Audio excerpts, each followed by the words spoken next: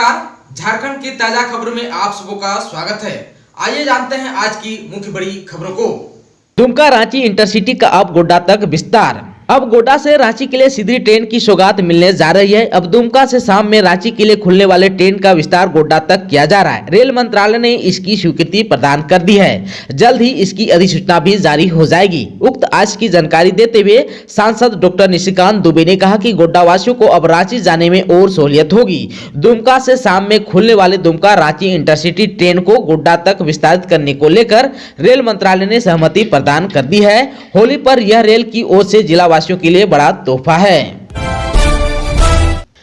Godda railway station पर platform number 3 बनकर तैयार, 4 का काम हो रहा है तेज, जल्द मिलेगी एक और ट्रेन। गोड्डा रेलवे स्टेशन पर प्लेटफॉर्म नंबर 3 और 4 का निर्माण कार्य तेजी से चल रहा है। प्लेटफॉर्म नंबर 3 का काम पूरा हो चुका है, पटरियां बिछ गई है और प्लेटफॉर्म पर पेवर्स ब्लॉक लगाए गए हैं। आधिकारिक घोषणा के बाद प्लेटफॉर्म 3 चालू कर दिया जाएगा। वहीं प्लेटफॉर्म नंबर 4 पर काम चल रहा है। मिट्टी भराव करके ऊंचाई कर दी गई है, पटरियां बिछ गई है। उम्मीद जताई जा रही है कि जल्द ही प्लेटफॉर्म नंबर 4 का काम भी पूरा हो जाएगा। गोड्डा रेलवे स्टेशन को बने 1 साल से भी कम समय हुआ और निर्माण कार्य लगातार जारी है। गोड्डा स्टेशन पर ट्रेनों की संख्या बढ़ने के बाद अन्य प्लेटफॉर्म के निर्माण की जरूरत पड़ी, जिसके बाद नए प्लेटफॉर्म का निर्माण कराया जा रहा है। उम्मीद जताई जा रही है कि आने वाले दिनों में गोड्डा स्टेशन से और ट्रेनें खुलेगी। मालदा डिवीजन अंतर्गत झारखंड में पड़ने वाले गोड्डा ऐसा स्टेशन है जहां से सबसे ज्यादा ट्रेन खुल रही है। आप सबको को बता दो कि गोड्डा रेलवे स्टेशन से फिलहाल 6 ट्रेनों का परिचालन हो रहा है। भागलपुर, दुमका, पोड़ैयाहाट और हसदिया के लिए 4 लोकल ट्रेन चल रही है। गोड्डा से रांची के लिए एक्सप्रेस ट्रेन और गोड्डा से दिल्ली जाने वाली साप्ताहिक हमसफर एक्सप्रेस ट्रेन चल रही है। सांसद निशिकांत दुबे ने बुधवार को ट्वीट कर दुमका रांची एक्सप्रेस ट्रेन गोड्डा से खुलने की सूचना दी है। धान क्रय में गोड्डा का लक्ष्य बढ़ा, अब 1.5 लाख क्विंटल होगी खरीद। गोड्डा जिले में धान क्रय का लक्ष्य पूर्व में 1 लाख क्विंटल निर्धारित किया था, अब लक्ष्य बढ़ा दिया गया है। जिले में मार्च माह तक 1.5 लाख क्विंटल धान क्रय का लक्ष्य निर्धारित कर दिया गया है। जिले में अभी तक 98,000 क्विंटल धान की खरीद MSP पर हुई है। 8.35 करोड़ रुपए किसानों के खाते में डाले जा चुके हैं, जो क्रय धान की आधी कीमत है। जिले में 19 पैक्स और 6 FPO के माध्यम से कुल 25 केंद्रों पर धान क्रय किया जा रहा है। DC भोज सिंह यादव ने जिले में अधिक से अधिक किसानों से धान क्रय करने के लिए जिला आपूर्ति और सहकारिता विभाग को टैग करते हुए सदर SDO ऋतुराज को इसका नोडल अधिकारी नियुक्त किया है। पूर्व में जब लक्ष्य 1 लाख क्विंटल का था तो गोड्डा पूरे राज्य में धान क्रय में पहले स्थान पर था, लेकिन अब लक्ष्य बढ़ाने से यह 12वें पायदान पर आ गया है। JPSC मेन एग्जाम 2022 में 4 सिविल सेवा की मुख्य परीक्षा 11 मार्च से। झारखंड लोक सेवा आयोग यानी JPSC की 7वीं, 8वीं, 9वीं और 10वीं सिविल सेवा मुख्य परीक्षा 11 से 13 मार्च तक चलेगा। कुल 252 पदों के लिए राजधानी रांची में 11 परीक्षा केंद्र बनाए गए हैं। इस परीक्षा केंद्र में 4,749 अभ्यर्थी शामिल होंगे। बता दें कि प्रारंभिक परीक्षा यानी PT का संशोधित रिजल्ट जारी होने पर 4,885 अभ्यर्थी उत्तीर्ण घोषित किए गए थे, लेकिन मुख्य परीक्षा का फॉर्म 4,749 अभ्यर्थी ने भरा। आप सबको बता दो कि परीक्षा केंद्र के पास निषेधाज्ञा लागू की गई है। कदाचार मुक्त परीक्षा के लिए जिला प्रशासन की ओर से सभी केंद्रों पर मजिस्ट्रेट के साथ पुलिस बल की प्रतिनियुक्त की गई है। इस संबंध में SDO दीपक कुमार दुबे ने कहा कि परीक्षा केंद्र के आसपास सुबह 7 बजे से रात 8 बजे तक निषेधाज्ञा लागू रहेगी। परीक्षा को लेकर सभी तैयारियां पूरी हो गई है। साहिबगंज में राजद ने शुरू किया सदस्यता अभियान। राष्ट्रीय जनता दल ने साहिबगंज के राजमहल से सदस्यता अभियान की शुरुआत की।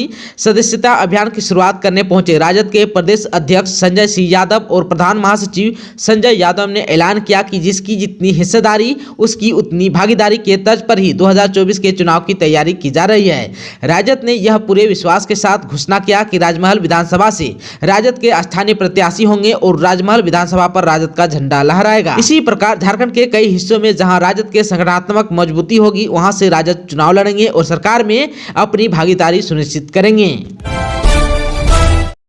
रोमांचक मैच में जामताड़ा ने गोड्डा को 1 विकेट से हराया। गोड्डा के गांधी मैदान में आयोजित Randhir Verma trophy cricket tournament में जामताड़ा ने गोड्डा को संघर्षपूर्ण मुकाबले में 1 विकेट से पराजित कर रोमांचक जीत दर्ज की। गोड्डा की टीम ने टॉस जीतकर पहले बल्लेबाजी करते हुए 49 ओवर में 178 रन बनाए। आयुष ने अपने तीसरे मैच में लगातार तीसरा नवाद अर्धशतक लगाया। आयुष ने नवाद 55 रन एवं संतोष ने 31 रनों की पारी खेली। प्रभाकर ने 3 विकेट प्राप्त किया। जवाब में जामताड़ा की टीम एक समय 107 रन पर 7 विकेट खोकर मुश्किल में नजर आ रही थी, लेकिन तालिब के 30 रनों की बदौलत जामताड़ा ने विजय हासिल कर ली। शुभेंद्र ने 38 रन की पारी खेली। गोड्डा के परवीन ने 3 विकेट प्राप्त किया। ग्रुप सी से जामताड़ा एवं गोड्डा दोनों टीम ने क्वार्टर फाइनल के लिए क्वालिफाई कर लिया है। क्वार्टर फाइनल में 12 मार्च को गोड्डा का मैच लातेहार एवं जामताड़ा का मैच गोड्डा में खेला जाएगा। मैन ऑफ द मैच का पुरस्कार तालिब को टेकरीवाल मोटर्स के मालिक अंतरिक्ष टेकरीवाल के द्वारा दिया गया। सरकार का बड़ा फैसला, मनरेगा कर्मियों की मृत्यु पर परिजनों को मिलेगा 5 लाख का मुआवजा।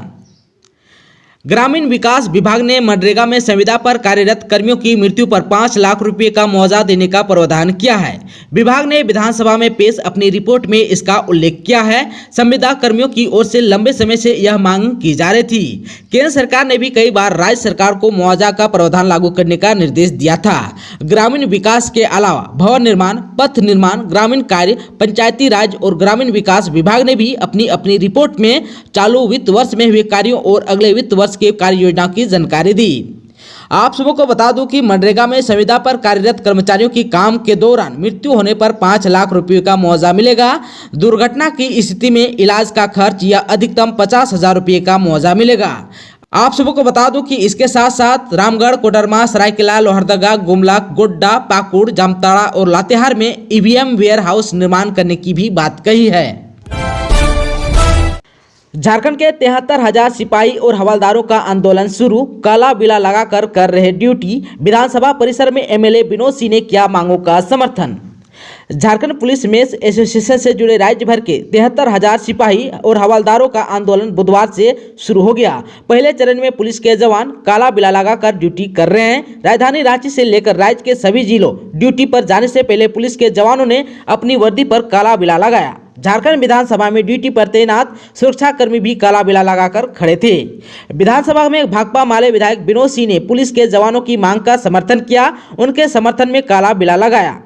झारखंड पुलिस मेस एसोसिएशन के प्रांतीय अध्यक्ष राकेश कुमार पांडे ने बताया कि एसोसिएशन ने मुख्यमंत्री हेमंत सोरेन से मिलने के लिए कई बार समय मांगा, लेकिन असफलता हाथ लगी।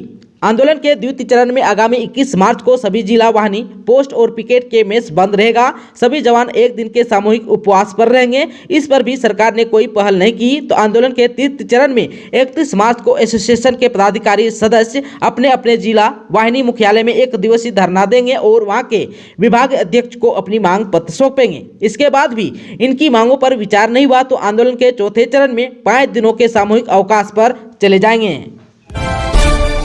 झारखंड विधानसभा का बजट सत्र के दौरान मंत्री आलमगीर आलम ने कहा कि बिना ओबीसी आरक्षण के होंगे पंचायत चुनाव। बोले मुद्दा संवेदनशील है, 27% कोटे पर होगा विचार। झारखंड विधानसभा का बजट सत्र की कार्रवाई के दौरान बुधवार को विधायक रामचंद्र चंद्रवंशी के ध्यानाकर्षण सवाल का जवाब देते हुए मंत्री आलमगीर आलम ने कहा कि झारखंड सरकार बिना ओबीसी आरक्षण के पंचायत चुनाव कराएगी। मंत्री ने कहा कि चुनाव रोकने से केंद्र से आवंटन नहीं मिलेगा। उन्होंने कहा कि सरकार आरक्षण के लिए आयोग गठित करेगी। आरक्षण का मामला अति संवेदनशील है। मंत्री आलमगीर आलम ने कहा कि सरकार पिछड़े वर्ग को 27% आरक्षण जरूर देगी। इस पर अध्ययन हो रहा है। सरकार ने साफ किया है कि 3 माह पहले से जारी ओबीसी आरक्षण की व्यवस्था के आधार पर ही चुनाव होंगे। सरकार ने यह भी साफ किया है कि चुनाव बहुत जल्द होंगे। अधिसूचित क्षेत्र और गैर अधिसूचित क्षेत्र में एक साथ चुनाव कराए जाएंगे। बालों की अवैध खनन पर पक्ष विपक्ष साथ, मंत्री बादल पत्रलेख बोले घाटों की नीलामी प्रक्रिया 15 दिनों में होगी पूरी। सरकार राज्य के बालू घाटों की नीलामी की प्रक्रिया 15 दिनों में पूरी करेगी। इसे लेकर विज्ञापन प्रकाशित किया जा रहा है। अब नीलामी की प्रक्रिया आगे बढ़ाई जाएगी। इस संबंध में उपायुक्तों को निर्देश भी दिया गया है। मंगलवार को आजसू विधायक सुदेश कुमार महतो के सवाल पर प्रभारी मंत्री बादल पत्रलेख ने कहा कि सरकार पारदर्शी कार्रवाई कर रही है और सरकार बालू घाटों को चिन्हित भी कर रही है। अभी जो भी बालू घाट से बालू की उठाव हो रहा है वह कानूनी नहीं है।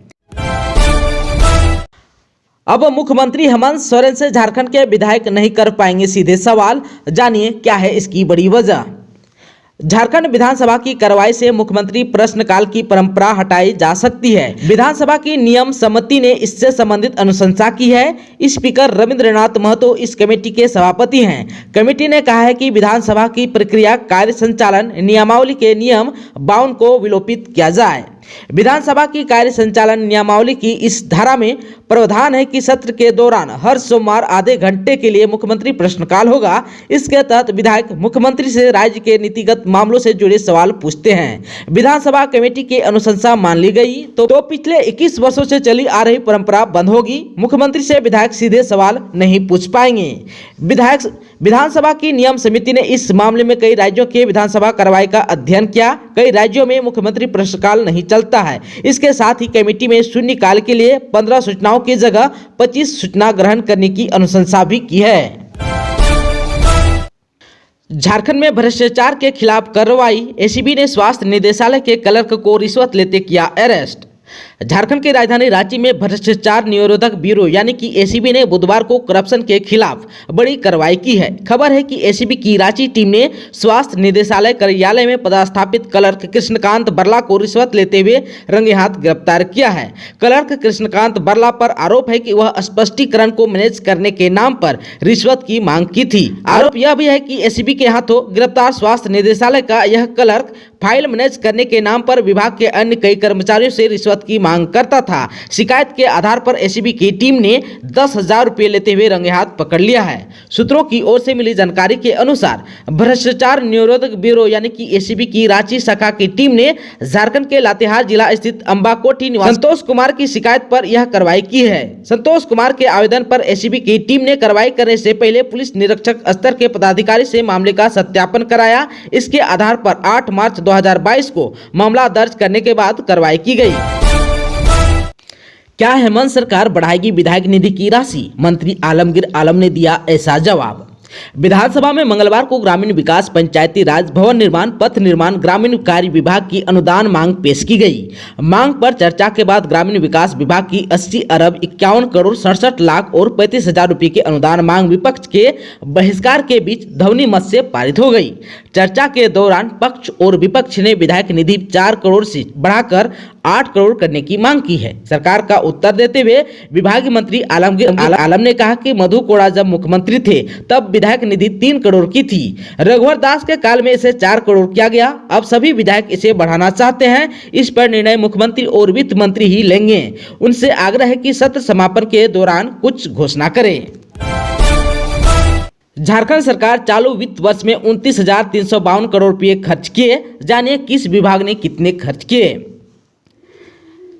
सरकार ने चालू वित्त वर्ष के दौरान किसानों की आमदनी बढ़ाने के उद्देश्य से कृषि, पशुपालन, डेयरी, फिशरी और सहकारिता के क्षेत्र में कुल 3,584.17 करोड़ रुपए का बजटीय प्रावधान किया था। इसके मुकाबले इन सभी क्षेत्रों में कुल 2,021.13 करोड़ रुपए खर्च हुए, जो निर्धारित राशि का 56.39% है। भवन निर्माण विभाग ने भी लक्ष्य के मुकाबले 36.85% राशि खर्च की। ग्रामीण क्षेत्रों में शुद्ध पेयजल उपलब्ध कराने के लिए जिम्मेवार पेयजल एवं स्वच्छता विभाग ने 868.87 करोड़ रुपए खर्च करने में सफलता पाई है। खर्च की गई रकम निर्धारित राशि के मुकाबले 27.38% ही है। ऊर्जा विभाग ने लक्ष्य के मुकाबले 87.13% राशि खर्च की है। सरकार ने उच्च एवं तकनीकी शिक्षा और कौशल विकास की योजनाओं पर खर्च करने के लिए 755 करोड़ रुपए का बजटीय प्रावधान किया था। हालांकि इसमें से सिर्फ 483.35 करोड़ रुपए ही खर्च करने में सफलता मिली। झारखंड के स्कूलों को खेल सामग्री के लिए मिले 18 करोड़ रुपए। क्लास के अनुरूप होगा सामान का क्रय। राज्य के प्राथमिक से लेकर +2 विद्यालयों में खेल सामग्री खरीदी जाएगी। इसके लिए झारखंड शिक्षा परियोजना ने जिलों को राशि आवंटित कर दी है। राज्य के 35,000 स्कूलों के लिए 17.96 करोड़ रुपए आवंटित किए गए हैं। झारखंड शिक्षा परियोजना निदेशक द्वारा इस संबंध में सभी जिलों को पत्र भेजा गया है। जिलों को भेजे गए पत्र में कहा गया है कि प्राथमिक और मध्य विद्यालय को 5,000 और हाई स्कूल और +2 स्कूल को 7,000 रुपये मूल्य का सामान क्रय करना होगा। स्कूलों को पत्र प्राप्त होने के 10 दिनों के अंदर सामान क्रय क्रय करने को कहा गया है। सामान क्रय से संबंधित जानकारी 15 दिनों के अंदर देने को भी कहा गया है। खेल सामग्री के क्रय और रखरखाव की पूरी जिम्मेदारी संबंधित विद्यालय के प्रधानाध्यापक या प्रभारी प्रधानाध्यापक एवं खेल शिक्षक की होगी। जिन विद्यालयों में खेल शिक्षक नहीं है वहां खेल में रुचि रखने वाले किसी शिक्षक को नोडल शिक्षक के रूप में नामित करने को कहा गया है। शिक्षक को नामित करने की जिम्मेदारी विद्यालय के प्रधानाध्यापक को दी गई है। हॉकी की नर्सरी सिमडेगा में खेल मैदान के लिए 3 एकड़ जमीन देने वाले करिश्मा परिवार को मिला सम्मान। नए खिलाड़ियों को खेल मैदान के अभाव में खेल से वंचित ना होना पड़े, इसी सोच के मद्देनजर पूर्व राष्ट्रीय महिला हॉकी खिलाड़ी करिश्मा परिवार ने खेल मैदान के लिए 3 एकड़ जमीन दान दे दी है। करिश्मा के इस कार्य की सभी जगह प्रशंसा भी हो रही है। इस कार्य के लिए सिमडेगा के स्टोटर्फ स्टेडियम में उन्हें समाज कल्याण पदाधिकारी रेणु बाला द्वारा मोमेंटो भेंट कर सम्मानित किया गया। दोस्तों, चैनल पर आप नए हैं तो प्लीज चैनल को सब्सक्राइब कर बेल आइकन को प्रेस कर दीजिए ताकि खबरों का अपडेट आपको मिलता रहे। इसके साथ ही आज के खबरों में बस इतना ही। हमें दीजिए इजाजत। नमस्कार।